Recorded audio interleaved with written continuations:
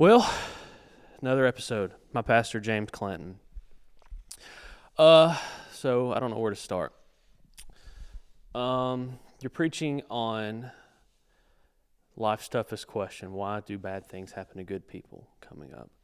Yes. Have you ever read The Brothers Karamazov? No. You haven't. I didn't think you have. It seemed like I've asked you that question before. In my opinion, it is the greatest work of literature. Mm-hmm. The end of the statement. It's that good of a book, but it was written by Fyodor Dostoevsky, the Russian Orthodox guy. And in that book, one of the brothers is an atheist. He's a very intelligent man, and that's his struggle. And in that book, there is just a few long chapters where Ivan, the atheist guy, is talking about it. And it's some of the most incredible words I've ever read in my life. I'm going to buy you a copy of it. It's incredible. But anyways, suffering. What do you know about that? Don't spoil your sermon, but Yeah. Well, I mean, first off, it's something we all face in varying degrees. So it's common, to all of us. It's relevant. I think it's a great question. It's a question again, that leads some people to trust God. It leads some people to not trust in God. And so there's reasons for that, for both. But I think it's a hot topic because that's the reason I'm choosing to minister on it right after Easter. But I mean, there's so many directions I could go, but I think ultimately, I guess we could give this hypothesis, and I don't know how you feel about it, but we could say, and I would say this is a false hypothesis, but this is how some people think. God created everything. Pain, evil, and suffering are something. Therefore, God created pain, evil, and suffering. The question is, at that point, if that's your reasoning, then how can God be good if he created that? And I think the answer is not, did God create that and why did he create it, or he's not good. I think the answer is another way of thinking or hypothesis, which would be God created everything. God created mankind with a free will. Mankind chose to do evil, or sin, we might say, and the result of that is pain, evil, and suffering. And that's why we have those things. And I think God's response to that, rather than remove it, which would also be to remove free will, I think God's response is not remove it, but defeat it through the person and sacrifice of Christ. okay. Yeah. It makes a lot of sense to me. I've never really pondered that. It's so weird that I literally thought of this during announcements tonight during service, but me and my friend Joshua had on last week. We talked for like 25 minutes on suffering because he brought to me the Brothers Karamazov, and we talked about it. And unfortunately, that episode was lost because I filmed it in the wrong way. But we got up on this topic, and I'd like to ask you a question about it because we were talking about how he's kind of we were talking about the book of Job that led us to the book of Job, and how that it's been one of the struggles of his life, like most people dealing with struggling. Why did this bad thing happen to me? And I posed this question to kind of almost to myself. I don't know that I would have responded the same way Job have, because I've never really dealt with that. Just small bits, but I've never been that person that's like, oh, God is unjust because of injustices in the world. That's a grand thought behind most people. I've never been one of that, and I was trying to, what is my version of that? And we put it in the context of Job. What would my book of Job look like if I was in that circumstances? And I told him this. I said, I think it would be more pride than anything. And a lot of it comes from how I was raised, probably similar to how you were raised, that I just know that God works all things for good. So my conversation would be my friends is, this is why this is happening, because God has picked me specially. He's going to use me. I'm special. I'd almost put a Messiah on complex on myself. That would be my Job story, is the pride rather than the injustice. Okay. That makes sense. Where would you kind of fall if that was? That's a very difficult question. I know. Oh, it's so tough. Well, goodness. Well, I'm not sure if I'm going to answer your question exactly like you want me to, but I think if we're looking from the perspective of the book of Job and what he faced and what he went through, I love, there's kind of some things we can pull out through the book of Job that kind of help us wrap our minds around maybe why he went through all of that. But I think one of them is learning to trust in God's righteousness covering him rather than his own righteousness covering him. I don't know if that's clearly just jumps out at you when you read it, but if you keep reading it over and over, it begins to surface. It did to me.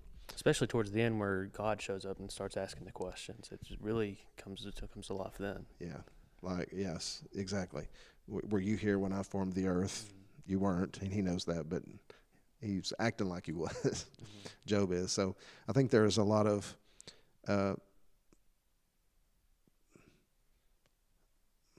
self-righteousness that worked out through the suffering. I think that can be true in our lives. I also think there is a hint, because Job, after his kids die, and after his first great loss, Job actually makes this statement: "What I have greatly feared has now happened." And there's this statement that he makes. I think it's in Job chapter 3, verse whatever. But the indication is that fear opens our lives to experience what we don't want to experience. We can be so afraid that something's going to happen that we kind of position ourselves to make it happen. And I don't know if that was Job's case, but you kind of get that indication early on in the book of Job. Yeah. I feel that as a new father, because the number one daydream I have is my daughter choking. It's the thing I fear most, or something. Your mind, especially. I don't know how it was with your kids, but it wasn't so bad until they started moving and eating solid food, and then fear just took over my life. But one of the main philosophies of my life is, I can't remember, I think it's right towards the end of not the Beatitudes, but the Sermon on the Mount. Jesus said something, and it depends kind of on what translation. He says, "Be careful for nothing." And I read a book by Dallas Willard, and he says what that means is don't be careful. And that doesn't mean be unwise or be lawless or anything like that. It says do everything fully. Don't do things with care. As a rule of my life, and now, as I try not to tell my daughter to be careful. Like when she's going up the stairs, I don't tell her to be careful. I say, watch what you're doing. If that makes, I want her to be able to go up and down the stairs. And it just kind of makes me think about my life when I do things. I try not to be careful, but be intentional. It's a little different, if that makes sense. I don't think if you were to say be careful on your job, that's necessarily bad. But maybe I think what Jesus was getting for, maybe the better thing to do is be watchful, make smart decisions. I like that.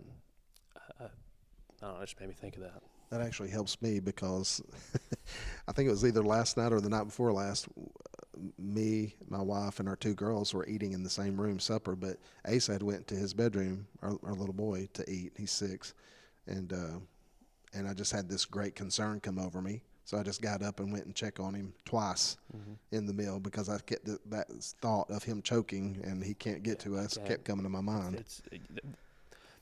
I feel like I didn't do anything to prepare myself for being a dad. I didn't read to read a parenting book. But like for the most part, everything kind of takes care of itself. You know, they got to eat. You know, they got to drink. You know, how to ask the nurse how to change a diaper in the hospital. I've done it the same way every time. But nobody ever said that. Like the choking thing is crazy to me. But even Easter Sunday, Beasley wasn't even. She's never been one to put like a lot of stuff in her mouth, really. But even then, I was sitting at the table. She's in the playroom. I got up like 8 times, and she wasn't even eating.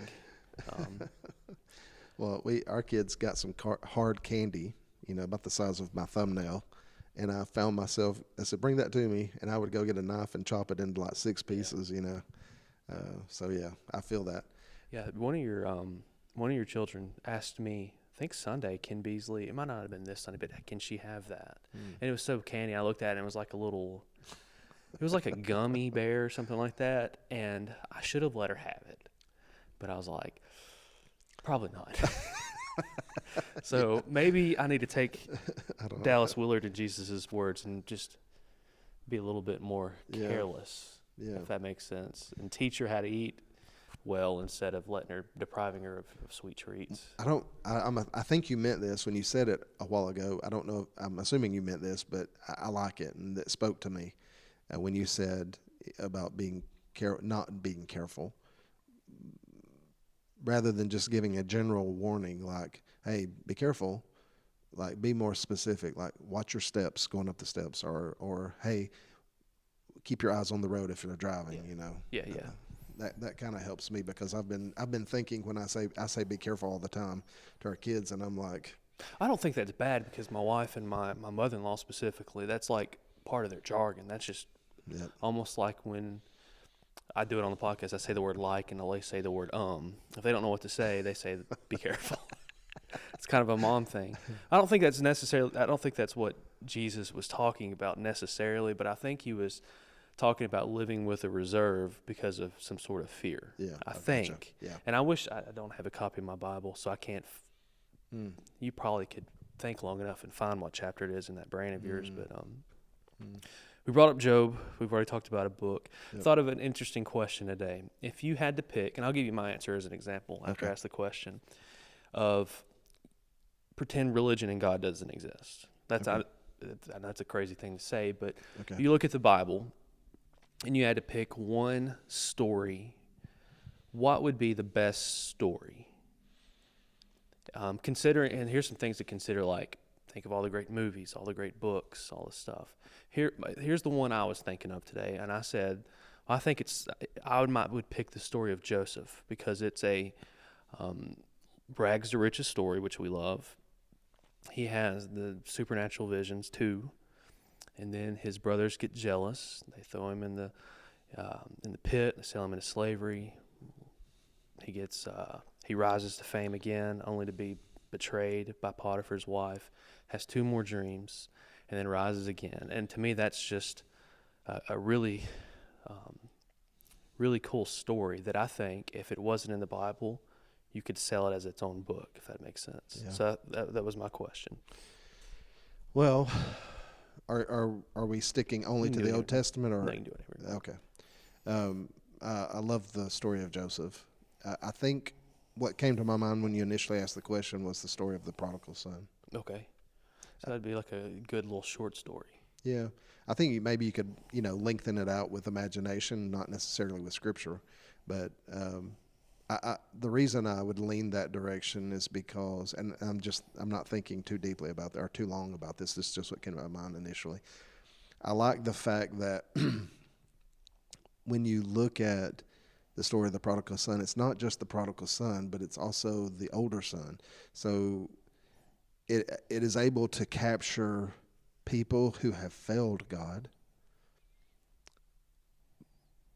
but also other people who maybe they would say have not failed God, like the older son. His complaint to his father was, "I've worked for you all these years, and you never gave me what you gave him," and he failed you. Yeah. So. All right. So, how would you play that up a little bit? You said expand it, because it is short, and it's what? 10 or 12 verses. I think you could probably make, at least 2 episodes out of it if it was a TV show. I think one, probably maybe more than one, on the the prodigal son, the younger son, just because. For me, if I could just pull back and just kind of say a general statement, I think that story is about. Obviously, we know Jesus was talking in a context. I would assume the person who, I think most theologians anyway would agree that the prodigal son represents maybe non-Jewish people, and the older son represents the Jews who have not accepted him yet, and they're trying to work their way into his acceptance. But I think it's also true for modern listeners today, in that both sons kind of typify two ways we try to find fulfillment in life. The younger son goes out into the world and just with reckless abandon, he wastes every good thing in his life just trying to find that next high, that next fix, and ends up in a terrible place, unfulfilled. Whereas the other son stays at home, is doing all the right things, but he still can't find the fulfillment because he's looking for it in what he does for his father, not in his relationship with his father. Yeah, that's good. Yeah, I was sitting here. There's a lot of archetypical stories, like the adventure story, Lord of the Rings, and the Messiah story of course, which is in everything. I thought about just talking about Messiah stories today.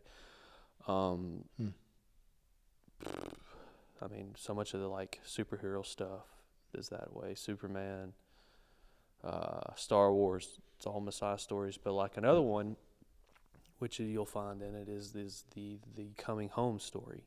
So the prodigal son coming home. I think you could make a really good case for that. Would be a really good story if it was all. You could do both, obviously, because Lord of the Rings was an adventure story. Yep. But to me, when I read, that's one of my favorite stories.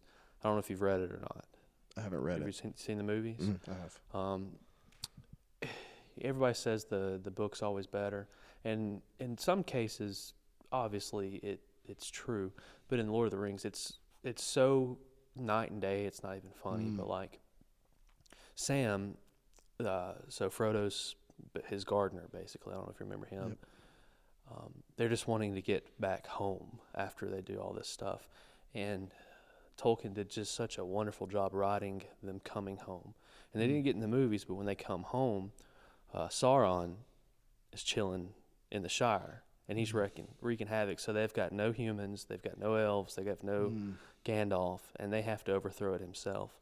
And I love how it ends with Sam.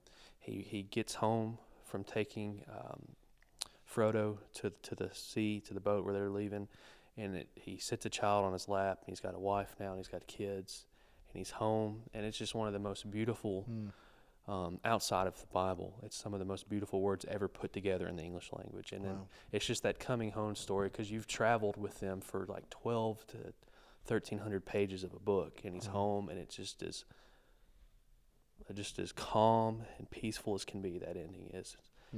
I've said this numerous times. The best books always end with a child.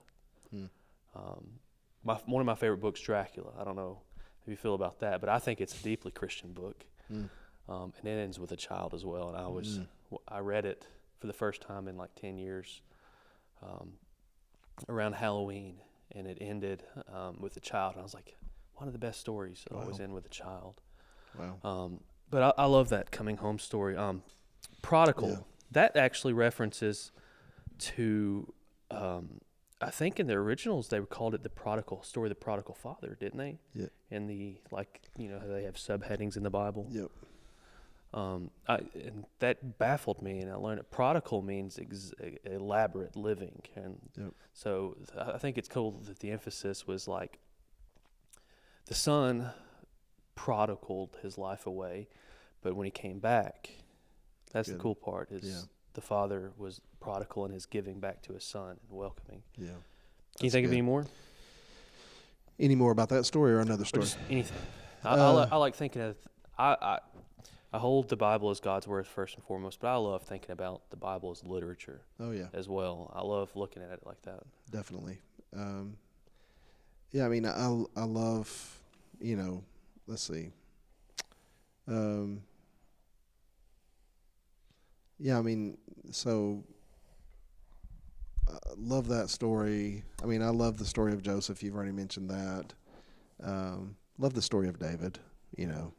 He starts off his life, and he's, I think, the youngest of 8, and he's completely overlooked, except for God highlights him to the prophet, and then out of the shadows of his brothers and even his father's probably opinion of himself, maybe for age or maybe for lack of natural talent or whatever it might have been, he was not considered. But now, because God highlights him based upon his character, based upon his heart, he brings him in. And then we all love unsung heroes. I mean, no one believes he can defeat Goliath. No one, Yeah. except himself. And Yeah, it's just, I don't know, that's what makes a good Messiah story. And when I say Messiah story, for people who are listening that think I'm talking about, the word Messiah means like chosen, anointed leader. The most referenced person in the Bible as Christ, or Messiah actually, is actually King Saul. It's like a kind of a kingly thing. Yep. There's a bunch of Messiahs, but there is the Messiah, which is Christ. Yep. But when you talk about Messiah stories, it's always rags to riches. And it's never a cool story if it's somebody who was like got it all together. No, it's not. Well, like even Jesus, like the people from his town is like, you're a Messiah? Aren't you from that podunk Nazarene? Yeah, so even Jesus was kind of like a rags to riches story. True. I don't think it might not have been as bad as David or somebody else. I don't know, but so the social situations were definitely worse. Yeah. Kind of like a unplanned pregnancy situation. For sure. But yeah, I love looking for that because you can see it anywhere. Good. Part of me really thinks that the book of Judges, when I think of great stories, I always start with the Odyssey and the Iliad first. I don't know if you've read those. But like Prodigal Son's got that Odyssey type of situation. It does. They're in the pit and then they're going home. Yep. But the Iliad is just, I read that the last year, and while I fully understand why it's great, I did not enjoy it. It was a very difficult read, but anyways, it just shows the glory of war, which is something that I don't think exists anymore because of nukes and assault. What made weapons. it difficult? The language, or just? I have some sort of, I'm not being crass when I say this, I have some sort of autism when it comes to reading things written in some sort of prose. Okay. So I have a really, really hard time with things that are in stanzas, metered, or rhymed. And I had a lot of difficulty with it. And it's a lot of, obviously, Greek mythology, and that I wasn't very sharp on. I've never really went into that much. But it was just a very difficult read. Gotcha. And if I hadn't seen the movie Troy, I'd have probably give up. And I'm about halfway through the Odyssey right now. And I like it a little bit more because seems a little bit more, maybe it's my translation, but it seems a little bit more modern, a little closer to what I'm used to as a book or a story. But I think the Book of Judges has got a lot of good stuff in it as well. Joshua, that whole book would be really good as a standalone. A lot of people don't. What I like about Joshua is everybody likes the battle stuff. My brother loves the Book of Joshua because of the battles, but I'm a fan of irony in writing, and to me, there's so much irony in the Book of Joshua because he's constantly saying, "You said you're going to do this, but I don't think you are. As for me and my house, we're going to serve the Lord." That sounds great, and people put it on their walls. But what's before that is you said you're going to do this, but you're not. But we are in my house, and I think it's a great bit of writing, actually. Yeah, that's a great thought there for sure. I like that. Yeah, it's good. So you got a book for me? You want to tell me about? Yeah. So in regards to a book, there are so many. So basically, Jordan asked me to share what's my favorite book of all time, which that's obviously outside of Scripture. but it's impossible, I think. I thought about it on several different occasions since you asked me. I will say this, where I kind of landed is completely very practical, very easy read. But what happened was, and let me just kind of set it up how I got there. So in my early 20s, very early 20s, probably 20, 21 years old, 22 maybe, I had just really, God had given me this hunger for the Bible, and I was just reading it over and over. Like, I can't tell you how many times I was just reading it.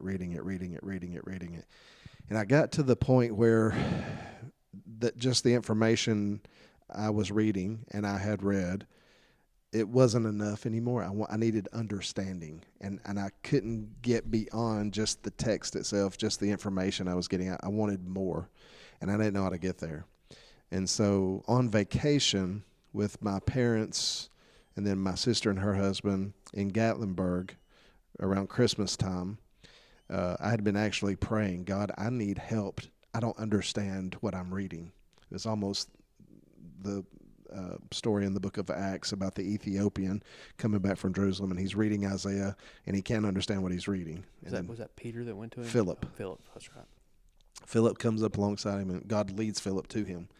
Well, God didn't lead a Philip to me, but God led me to a Christian bookstore. One night we went downtown Gatlinburg. My family went off that way. I and know which one you're talking about. It's towards the edge of town, like you were going it to is? Cherokee. Yes. Yeah, I don't even know if it's still there. It is. Okay. Well, I wandered in there. Didn't even know where I was going, but I went off by myself. Family went this way. I went this way. Just felt kind of, now I can look back and say, I felt like I really believe God was leading me, because I didn't know why I wanted to go off by myself. I just did, which was odd, but I did. Anyway, I went into the bookstore, started looking around at different books, at different things, and my eyes fell on this one book, and it's called Growing Up Spiritually. Grabbed the book. I felt strongly impressed to get the book.